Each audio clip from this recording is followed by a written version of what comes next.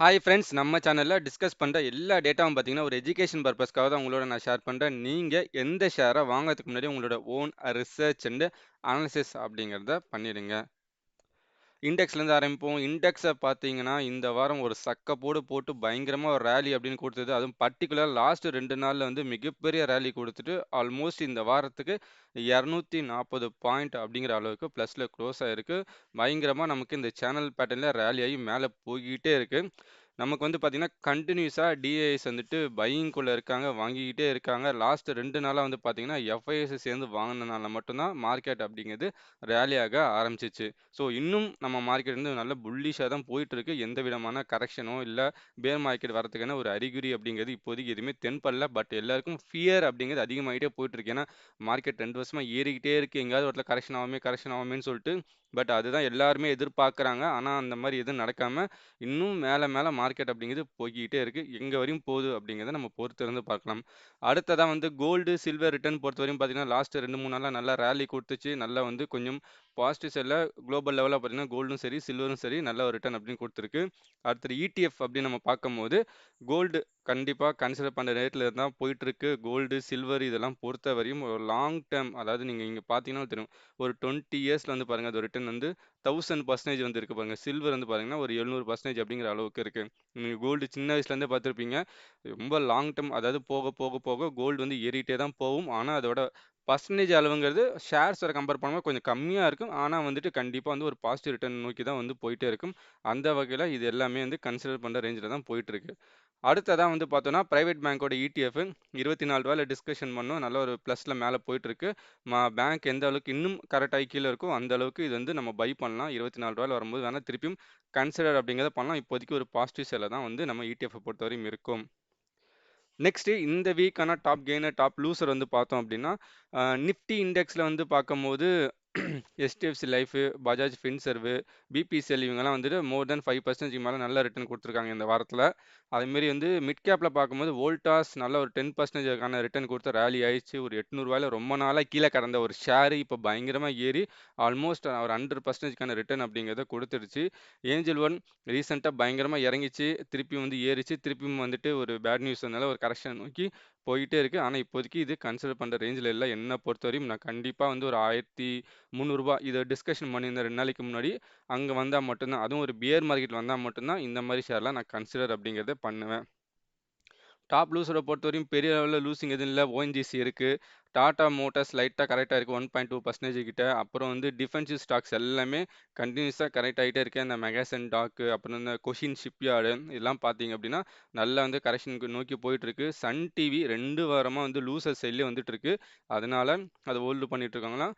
பார்த்து பத்திரமா இருந்துக்கோங்க. ஸோ நெக்ஸ்ட் வந்து பார்க்கும்போது, இந்த வாரத்துக்கு 2 ஐபிஓ அப்படிங்கிறது ஓப்பன் ஆகப்போகுது. ஒண்ணு வந்து பிரீமியர் எனர்ஜீஸ் அப்படிங்கிற ஒரு ஐபிஓ ஓப்பன் ஆகப்போகுது. 27 ஆகஸ்ட் அன்னைக்கு ஓப்பன் ஆயிட்டு, 29 ஆகஸ்ட் அன்னைக்கு வந்து க்ளோஸ் ஆகுது. இந்த பிரீமியர் எனர்ஜீஸ் வந்து என்ன பிசினஸ் பண்றாங்கன்னு சொல்லி பார்த்தோம் அப்படின்னா, 1995லேருந்து இவங்களோட பிசினஸ் இன்கார்ப்பரேட் பண்ணியிருக்காங்க. இவங்க வந்து ஒரு மேனுஃபேக்சரிங் செக்டார்ல இருக்காங்க. அதுவும் எந்த மாரி செக்டார்ன்னு பார்த்தீங்கன்னா, ரெனியூவல் எனர்ஜின்னு சொல்றோம் பார்த்தீங்களா, அந்த மாரி. அத புதுப்பிக்கக்கூடிய ஆற்றல். அந்த வந்து சன்லேருந்து, சோலார்லேருந்து எடுக்கிறது அந்த மாரியான ஒரு பிசினஸ்ல வந்து இருக்காங்க. இவங்களோட ப்ராடக்ட்ஸ் வந்து பார்த்தீங்கன்னா, சோலார் மாடல் பண்றது, செல்ஸ் அது ரிலேட்டடா பண்ற ப்ராடக்ட்ஸ் எல்லாமே இவங்க வந்து மேனுஃபேக்சரிங் பண்ணிட்டு இருக்காங்க. இவங்களுக்கான மேனுஃபேக்சரிங் ஃபெசிலிட்டீஸ்ன்னு பார்த்தோம்னா 5 இடத்துல வந்து இருக்கு. அதுவும் வந்து பார்த்தீங்கன்னா, தெலுங்கானா, ஹைதராபாத் இந்த இடத்துலலாம் வந்து வச்சிருக்காங்க. எந்த விஷயத்துக்காக ஐபிஓக்குள்ள வராங்கன்னு சொல்லி பார்த்தீங்கன்னா, இவங்க கிட்ட வந்து ஒரு சப்சிடியரி கம்பெனி ஒண்ணு இருக்கு. அதாவது premier energies global environment private லிமிடெட்னு சொல்லிட்டு, அதுல வந்து ஒரு 4 ஜிகாவாட்ஸ்க்கான சோலார் ப்ராடக்ட்ஸ் பண்றதுக்கு, அது மாரியான ப்ராடக்ட்ஸ் பண்றதுக்கான இன்வெஸ்ட்மென்ட் அப்படிங்கிறதுக்காக தான் உள்ள வந்திருக்காங்க. இத வச்சு இந்த இன்வெஸ்ட்மென்ட் அப்படிங்கிறது இதுலேருந்து செய்ய போறாங்க. அது மட்டும் இல்லாம ஜெனரல் கார்ப்பரேட் பர்ப்பஸ் எப்பவுமே யூஸ் பண்ற மாரி இந்த அமௌண்ட் அதுக்கு யூஸ் பண்ணிப்பாங்க. இவங்களோட ஃபினான்ஷியல் ஸ்டேட்மெண்ட்ட பார்த்தோம் அப்படின்னா, ரெவென்யூன்னு பார்க்கும்போது ஒரு 3000 கோடி ரூபாய்க்கு ஒரு வருஷத்துக்கு ரெவென்யூ ஏர்ன் பண்ற ஒரு கம்பெனி. ப்ராஃபிட் ஆஃப்டர் டாக்ஸ்ன்னு பார்த்தோம்னா, ஒரு வருஷத்துக்கு இவங்களால ஒரு 150 கோடியிலேருந்து 200 கோடி ரூபாய் வரையும் இவங்களால எடுக்க முடியும். அந்த அளவுக்கான ப்ராஃபிட் ஆஃப்டர் டாக்ஸ் அப்படின்னு போயிட்டு இருக்கு. அப்புறம் ரிசர்வ்ஸ்ன்னு பார்க்கும்போது 250 கோடி ரூபாய்க்கான ரிசர்வ்ஸ் அப்படின்னு வச்சிருக்காங்க. பாரோயிங்ஸ் பார்க்கும்போது அதிகமா போயிட்டு இருக்கு. ஏன்னா இந்த ஷேர்ஸ் இருக்க செக்டர் வந்து அந்த மாதிரியான ஒரு செக்டர். அதிகமா இன்வெஸ்ட்மென்ட் அப்படிங்கிறது தேவைப்படும். ரினியூவல் எனர்ஜி ஆகட்டும், ஒரு பவர் ஜெனரேஷன் ஆகட்டும், இந்த மாதிரி பவர் ஜெனரேட் பண்றது, பவர் டிஸ்ட்ரிபியூட் பண்றது, அதுக்கான ப்ராடக்ட் பண்ற இந்த கம்பெனிஸ் எல்லாமே அதிகமா இன்வெஸ்ட்மெண்ட் அப்படிங்கிறது தேவைப்படும். ஆனால் டெப்ட்டுங்கிறது அதிகமாகவே இருக்கும். அந்த வகையில் இந்த கம்பெனியும் அந்த அளவுக்கு டெப்ட் அதிகமாக வச்சுருக்காங்க. கிரே மார்க்கெட் ப்ரீமியம் பார்த்தம்போது இன்னைக்கு வரையும் கிரே மார்க்கெட் ப்ரீமியம் அப்படிங்கிறது ஆல்மோஸ்ட் 73% கிட்ட ஏறி இருக்கு. கண்டிப்பாக இந்த ஐபிஓ கிடச்சுன்னா ஒரு ஜாக்பாட்டாக தான் வந்து அமையும். ஏன்னா இன்னைக்கு இருக்க டிமாண்ட், ஸோ மார்க்கெட் எப்போவுமே எப்படி பார்க்கணும், நாளைக்கு வந்து எந்த செக்டர் வந்து நல்ல growth ஆக போகுது அப்படிங்கிறத பார்த்துட்டு அது இன்னைக்கே வந்து மார்க்கெட் வந்து பூஸ்ட் பண்ண ஆரம்பிச்சிடும். இன்னைக்கு இன்வெஸ்ட்மெண்ட் பண்ண ஆரம்பிச்சிருவாங்க. எப்பவுமே ரேலி ஆனதுக்கப்புறம் பின்னாடி மார்க்கெட் போகாது. அதாவது நான் சொல்றது இந்த ரீட்டைல் இன்வெஸ்ட்மெண்ட் பண்ண பார்த்தீங்கன்னா நம்மள மாதிரி ஆளுங்கலாம் கிடையாது. பெரிய பெரிய இன்வெஸ்டர்ஸ் எல்லாமே நாளைக்கு எந்த செக்டர் மேலே போகுதுன்னு பார்த்துட்டு கண்டிப்பாக இன்னைக்கு இன்வெஸ்ட்மெண்ட் பண்ணிடுவாங்க. அந்த வகையில் பார்க்கும்போது ரினியூவல் எனர்ஜி தான் டவுன் த லைன் ஒரு 10 இயர்ஸ் 15 இயர்ஸில் வரப்போகுது அப்படிங்கிறதுக்காக இதுக்கான ஒரு இது கிரியேட் ஆகி பயங்கரமாக வந்துட்டு கிரே மார்க்கெட் ப்ரீமியமில் போயிட்டு இருக்கு. ஓகே, இப்போ இந்த ஐபிஓ கிடைச்சதுன்னா நம்ம லாங் டர்முக்கு கேரி ஃபார்வர்ட் பண்ணலாமா வேணாமா அப்படிங்கிறத பார்த்துலாம். ஸோ இதில் வந்து பார்த்தீங்கன்னா என்னோட பர்சனல் சார்ட்னு ஒன்று இருக்குது. இதை ஃபுல்ஃபில் பண்ணால் மட்டும்தான் எனக்கு கிடைச்சா ஃபஸ்ட்டு கிடைக்கணும். அப்படி கிடைச்சதுன்னா இதை வந்துட்டு நான் கேரி ஃபார்வர்ட் பண்ணலாமா வேணாமான்னு பார்ப்பேன். ஃபஸ்ட்டு இது பார்க்கும்போது மார்க்கெட் கேப் பார்க்கும்போது இது ஒரு மிட் கேப்பில் இருக்குது. 20,000 கோடி ரூபாய்க்கு வந்து இவங்க வந்து ஒரு மார்க்கெட் கேபிட்டலைசேஷன் வச்சுருக்காங்க. இது ஒரு நல்ல விஷயம். பார்த்தீங்கன்னா இதில் வந்து நல்ல லெஜெண்டாக இருக்க கம்பெனின்னு பார்த்தீங்கன்னா டாடா பவர், அதுக்கப்புறம் பார்த்தீங்கன்னா ஜேஎஸ்டபிள்யூ எனர்ஜி. அவங்களாம் வந்து எனர்ஜி பண்ணுறாங்க. பட் டாடா பவர் வந்து சோலாரும் வந்து மேனுஃபேக்சரிங் பண்ணுறாங்க. இதில் பார்க்கும்போது இது வந்து ஒரு 2வது 3வது கம்பெனியாக வந்துட்டு இந்த ப்ரீமியர் எனர்ஜிஸ் அப்படிங்கிறது வரும். பிஸ்னஸ் பார்க்கும்போது ரினியூவல் எனர்ஜியில் இருக்காங்க. பி2பி செக்டர் வந்து கண்டிப்பாக growth தரக்கூடிய ஒரு செக்டர் தான். அப்கமிங் டேஸ் வந்து பயங்கரமாக வளரும். நெட் ப்ராஃபிட் மினிமம் ஒரு வருஷத்துக்கு 500 கோடி ரூபாய் இருக்கணும். ஆனால் இவங்களால ஒரு 200 கோடி ரூபா தான் பண்ண முடியுது. ஸோ அதனால இது வந்து நான் நாட் ஓகேன்னு போட்டிருக்கேன். ஏன்னா எனக்கு ஒரு குவார்ட்டருக்கு ஒரு 125 கோடி ரூபாய் அப்படின்னு இருந்தால் மட்டும்தான் அந்த கம்பெனியை சஸ்டெயின் பண்ண முடியும் லாங் டேர்முக்கு அப்படின்னு நான் பார்ப்பேன். அதுக்கப்புறம் ரிசர்வ்ஸ் பார்க்கும்போது 1000 கோடி ரூபாய்க்கு வந்து வச்சிருக்கணும்னு நான் பார்ப்பேன். ஆனால் இவங்ககிட்ட 250 கோடி ரூபாய் தான் ரிசர்வ்ஸ் வச்சிருக்காங்க. டெப்த் ஆப்வியஸாக இந்த செக்டரில் அதிகமாக தான் இருக்கும். ஆனால் நாட் ஓகே போட்டிருக்கேன். டிவிடெண்ட் பெருசாக தரல. ஆனால் டிவிடெண்ட் பாலிசி அப்படிங்கிறது அடாப்ட் பண்ணி வச்சிருக்காங்க. பிஇ ரேஷியோ கொஞ்சம் அதிகமாக இருக்குது. புக் வேல்யூ அதிகமாக இருக்குது. ஸோ ஓவராலாக இந்த ஐபிஓ பொறுத்தவரையும் பார்த்தீங்கன்னா கேரி ஃபார்வர்ட் பண்ணலாமா வேணாமான்னா லிஸ்டிங் டேட் கெயினுக்கு கண்டிப்பாக கன்சிடர் பண்ணலாம். ஆல்மோஸ்ட் 70% கிட்டேயாவது மேலே வந்து லாபம் கிடைச்சிடும். லாங் டேர்முக்கு ஐபிஓ கிடைக்கும் பட்சத்தில் கொஞ்சம் ஷேர்ஸ் வந்து லாங் டேர்முக்கு அப்படியே நம்ம ரன் பண்ணிகிட்டே இருந்தோம் அப்படின்னா ஃப்யூச்சரில் ஒரு நல்ல லாபம் அப்படிங்கிறது கிடைக்கும். நெக்ஸ்ட் ஒரு ஐபிஓ என்ன ஆக போனா ஈகோ மொபிலிட்டி அப்படின்னு சொல்லிட்டு ஒரு ஐபிஓ அப்படின்னு ஓப்பன் ஆக போகுது. அது வந்து ஆகஸ்ட் 27லேருந்து 29ஆம் தேதி வந்து க்ளோஸ் ஆகிடும். இவங்களோட பிஸ்னஸ் என்னன்னு சொல்லி பார்த்தீங்கன்னா கார்ஸ் வந்து ரெண்டெல்லாம் வந்து பெரிய பெரிய கம்பெனிங்களுக்கு வந்து கொடுப்பாங்க. அது யார் யாருக்குன்னு பார்த்தீங்கன்னா கம்பெனியோட எம்ப்ளாயிஸ் இருக்காங்க பார்த்தீங்களா, கம்பெனி எம்ப்ளாயிஸை கூட்டின்னு வரது கூட்டின்னு போகிறது அந்த மாதிரியான கார் ப்ரொவைட் பண்ணுறது. அந்த கம்பெனிக்கு வரக்கூடிய கெஸ்ட்டு விஐபிஸ் பெரிய பெரிய ஆட்கள், டேரக்டரு, சேர்மேனு, சிஇஓ அப்படின்னு இருக்காங்க அவங்களுக்குலாம் வந்து காரை ப்ரொவைட் பண்ணுற ஒரு பிஸ்னஸ் அப்படின்னு பண்ணிட்டு இருக்காங்க. அதுக்கப்புறம் இவங்களோட ப்ரெசன்ஸ்னு பார்த்தீங்கன்னா ஓவராலாக இந்தியாவில் 109 சிட்டிஸில் வந்துட்டு இவங்க வந்து ஓன் வெஹிக்கிளும் இருக்குது. வெண்டர் வெஹிக்கிள் அதாவது சப்போர்ட் பண்ணுற மற்ற வெஹிக்கிள்ஸையும் வாங்கி ரன் பண்ணிட்டு இருக்காங்க. 21 ஸ்டேட்ஸில் வந்துட்டு இவங்களோட ப்ரெசன்ஸ் இருக்குது. 4 யூனியன் டெரிட்டரிஸ்லையும் இவங்களோட கார்ஸ் அப்படிங்கிறது ரன் ஆகிட்டு இருக்கு. ஸோ அப்ஜெக்டிவ்னு பார்த்தீங்க அப்படின்னா இவங்களுக்கு பெரிய அப்ஜெக்டிவ் எதுவும் கொடுக்கல. அவங்க கையில் இருக்க கொஞ்சம் ஷேர்ஸை ஆஃபர் ஃபார் சேல்ஸ் வந்து விற்க வராங்க. மேபி இந்த காசை வச்சுட்டு அவங்க மேபி வேறு ஏதாவது பிளான் பண்ணி இன்வெஸ்ட்மெண்ட் அப்படின்னு பண்ணுவாங்கன்னு நினைக்கிறேன்.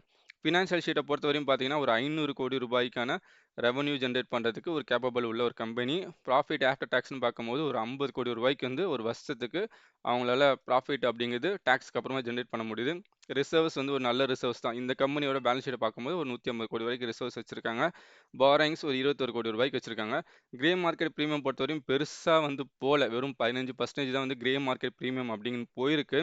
மேபி ஒரு 27 28 வரையும் நம்ம பார்க்கலாம். அப்போ வந்து ஒரு 25%க்கு மேலே வந்துருச்சு அப்படின்னா மேபி கன்சிடர் பண்ணலாம். இல்லைனா கண்டிப்பாக இந்த ஐபிஓவை நம்ம வந்து அப்படியே இக்னோர் பண்ணிட்டு அடுத்த வேலையை பார்க்கலாம். ஸோ இந்த ஐபிஓ கிடைக்கும் பட்சத்தில் இது லாங் டேர்முக்கு நம்ம ரன் பண்ணலாமான்னு சொல்லி பார்த்தீங்க அப்படின்னா மேபி வந்து என்ன கேட்டிங்கன்னா பெருசாக ரன் பண்ண வேணாம். ஏன்னா இது வந்து மேக்ஸிமம் ஒரு ட்ராவல் பிஸ்னஸில் இருக்காங்க. அவங்க ஒரு மிட் கேப் கூட இல்லை, ஒரு ஸ்மால் கேப்பு கீழேயே தான் வராங்க. ட்ராவல் பிஸ்னஸை பொறுத்தவரையும் பார்த்தீங்க அப்படின்னா ஏகப்பட்ட ட்ராவல் ஏஜென்சிஸ் அப்படின்னு இருக்குது. அதனால் ஏகப்பட்ட காம்படேட்டிவ்னு இருக்குது. இந்த கம்பெனிஸுக்கு வந்து நிறைய கம்பெனியோட ஆர்டர் கிடைக்கணும். அதனால் லோக்கல் வெண்டர்ஸே நிறைய பேர் இருக்காங்க. மிகவும் ஒரு காம்படேட்டிவான ஒரு பிஸ்னஸ்ஸு. பெரிய லெவலில் க்ரோத் வருமானு கேட்டிங்கன்னா கொஞ்சம் கஷ்டம்தான். மற்றபடியான ஃபினான்ஷியல் ஸ்டேட்மெண்ட்ஸ் எதுவுமே வந்துட்டு இது ஓகே பண்ணல. மேபி இது 28ஆம் தேதி வந்துட்டு கிரே மார்க்கெட்டில் வந்து பெருசாக ஒரு 30% 25% வந்துச்சுன்னா மட்டும் அப்ளை பண்ணுவேன். லிஸ்டிங் டேட் கெயினுக்காக மட்டும் யூஸ் பண்ணிப்பேன். லாங் டேர்முக்கு இதை பெருசாக நான் வந்து கன்சிடர் அப்படிங்கிறத பண்ண மாட்டேன். நெக்ஸ்ட் இந்த வாரத்துக்கு சில ஷேர்ஸோட அப்டேட் எடுத்து வச்சிருக்கேன். அதுக்கு முன்னாடி நீங்கள் நம்ம சேனல் இப்போ புதுசாக பார்க்குறீங்கன்னா சப்ஸ்கிரைப் பண்ணிடுங்க. நீங்கள் இது வந்து எனக்கு ஒரு மோட்டிவேஷனாக இருக்கும். உங்களுக்கு இந்த மாதிரி டேட்டாஸ் எல்லாம் உங்கள் கையில் இருக்க மொபைல் ஃபோனுக்கு வந்து சேரும். நம்ம வீடியோ பிடிச்சிருக்கும் பட்சத்தில் கண்டிப்பாக லைக் பண்ணுங்கள். நீங்கள் நிறைய பேர் லைக் பண்ணால் மட்டும்தான் யூடியூப் அல்காரிதம் நம்ம சேனலை அடுத்த லெவலுக்கு புஷ் பண்ணும்.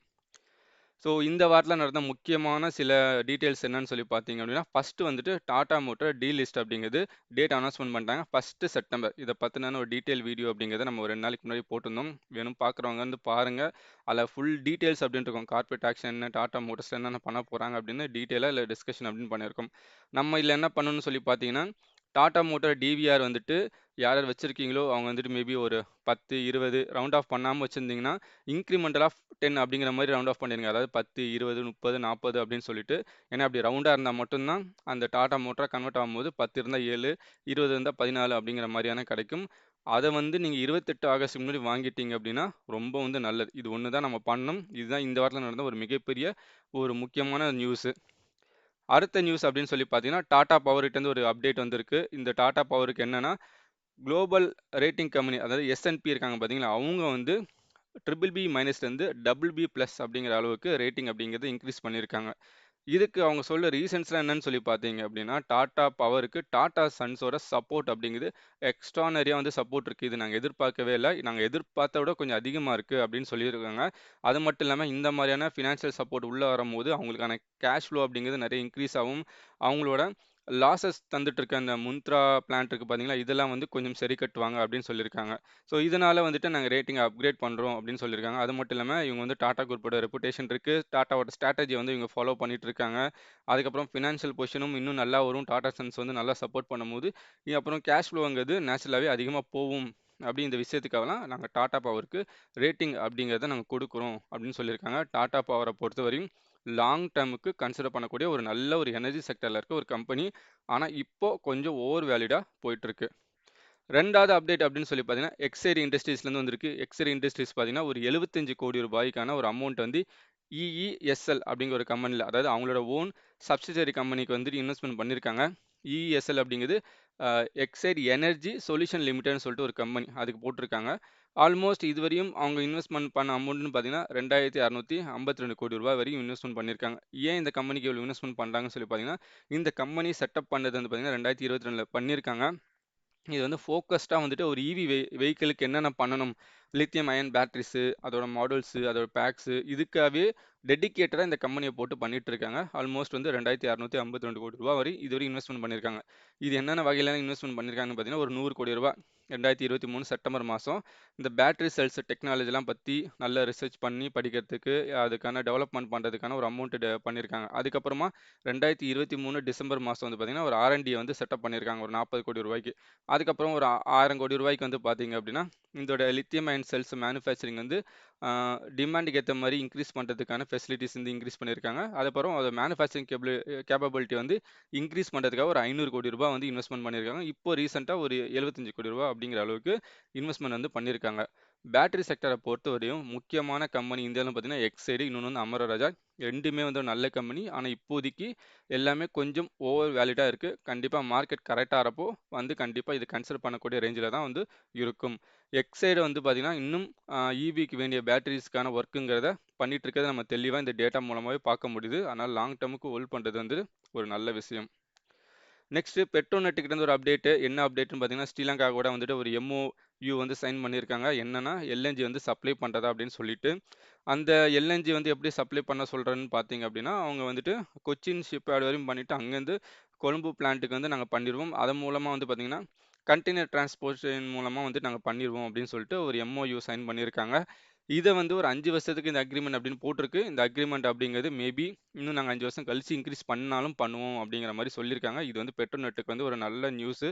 ஆல்மோஸ்ட் ஒரு 1 இயர் 1.5 இயருக்கு முன்னெல்லாம் பார்த்தீங்கன்னா நல்ல டவுனில் இருந்துச்சு. இதை பற்றி நம்ம நிறைய பேசினோம். இப்போது இந்த ஷேருங்கிறது பயங்கரமாக ரேலி ஆகி மேலே போக ஆரம்பிச்சிருச்சு. ஒரு நல்ல அப்டேட்டாக இந்த ஷேருக்கு வந்திருக்கு. அடுத்தது Zomato கிட்டேருந்து ஒரு அப்டேட்டு என்னன்னா, Zomato பேடிஎம்மோட என்டர்டெயின்மெண்ட் டிக்கெட் பிஸ்னஸ் வந்து அக்யூர் பண்ணியிருக்காங்க. 2048 கோடி ரூபாய்க்கு வந்து அக்யூர் அப்படிங்கிறத பண்ணியிருக்காங்க. ஸோ இது மூலமாக மூவி, ஸ்போர்ட்ஸு, லைவ் ஈவெண்ட்டுக்கான டிக்கெட்ஸ் இது எல்லாமே வந்துட்டு Zomato மூலமும் பண்ண முடியும் அப்படின்னு சொல்லி போட்டிருக்காங்க. ஸோ இது மட்டும் இல்லாமல் ஒரு 12 மாதத்துக்கு பேடிஎம்மும் சப்போர்ட் பண்ணுவாங்க. அந்த ஆப்லேருந்தும் இந்த மாதிரியான டிக்கெட் புக்கிங் அப்படிங்கிறத பண்ண முடியும் இந்த டிரான்சாக்ஷன் முடிகிற வரையும் அப்படிங்கிறது சொல்லியிருக்காங்க. Zomato வந்து பார்த்தீங்கன்னா ஒரு நியூ ஏஜ் டெக்னாலஜி கம்பெனி.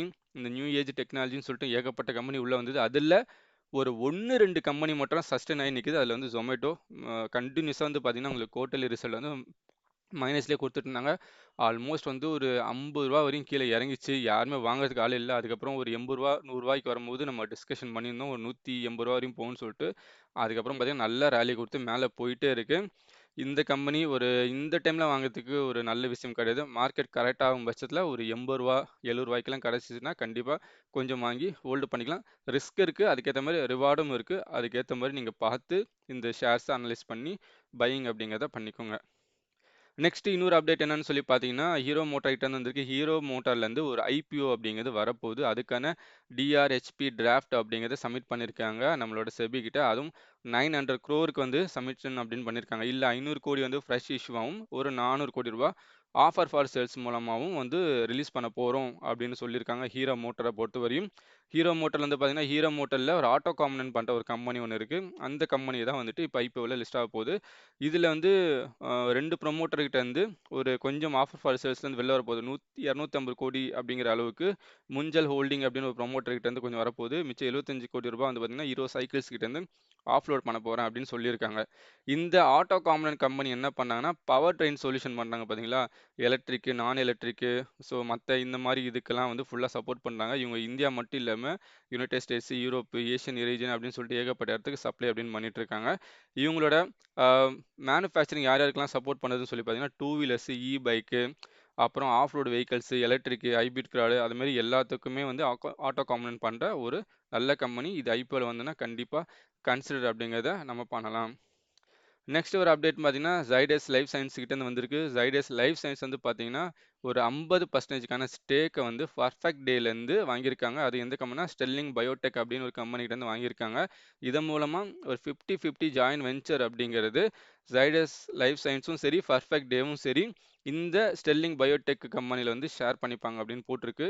இதன் மூலமா இதுக்கப்புறம் ஜைடஸ் லைஃப் சயன்ஸ் அப்படிங்கிறது வந்து பார்த்தீங்கன்னா, அனிமல் ஃப்ரீ புரோட்டீன் பண்ற பிசினஸ்குள்ளேயும் கொஞ்சம் நுழைவாங்க. அது மாரி லாக்டோஸ் இன்டாலரன்ஸ் அப்படின்னு சொல்லி ஒரு பிஸ்னஸ் இது டிசீஸ் இருக்கு. இதுல வந்துட்டு கஷ்டப்படுறவங்களுக்கான டேப்லெட்ஸ் அந்த மாதிரி பண்றதுக்கான பிசினஸ்குள்ளேயும் நுழைவாங்க அப்படின்னு சொல்லி ஜைடஸ் லைஃப் சயின்ஸ்லேருந்து ஒரு அப்டேட் அப்படின்னு வந்திருக்கு. அவ்வளோதான் நண்பர்களே, இன்னைக்கு நம்ம கையில் இருந்த டேட்டா. இன்னைக்கு நம்ம வந்து 2 ஐபிஓ டிஸ்கஸ் பண்ணியிருந்தோம். அதில் சில ஷேர்ஸோட அப்டேட்ஸ் அப்படின்னு பார்த்துருந்தோம். இது கண்டிப்பாக உங்களுக்கு யூஸ்ஃபுல்லாக இருக்கும்னு நினைக்கிறேன். அப்படி யூஸ்ஃபுல்லாக இருக்கும் பட்சத்தில் கண்டிப்பாக நம்ம சேனலை வந்து லைக் பண்ணுங்க. உங்கள் ஃப்ரெண்ட்ஸ் அண்ட் ரிலேட்டிவ்க்கு நம்ம சேனலை சஜஷனுங்க அப்படின்னு பண்ணி சப்போர்ட் அப்படிங்கிறத பண்ணுங்க. தேங்க்ஸ் ஃபார் வாட்சிங்.